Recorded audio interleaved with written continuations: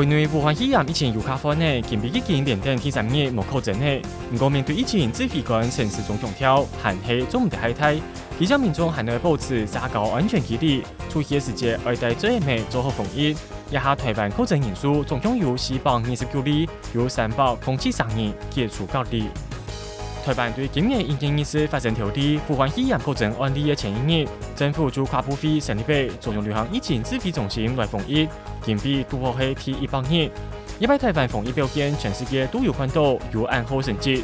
指挥中心表示讲，除了搭车辛苦的医护人员，尤其係有所有民众配合，找有办法来对抗疫情。台湾同美国双方卫福部长草案部进行双边电话会议，针对防疫策略进行交流。美国搭车台湾建设一名本机，美国强调会支持台湾用观察员身份控台参加 WHO 同全国卫生事务。疫情经严重美国超过113人确诊，韩国疫情实施大家总得出现面临影响经济，没有动荡而生效，有意图做六球开放部分经济发通。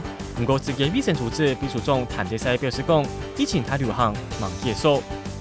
武汉肺炎全世界确诊人数超过313人，有21人死亡。混蛋疫情无按严重的俄罗斯，也部的确诊案例增加众多，已经有87003人确诊的，比中国还要多。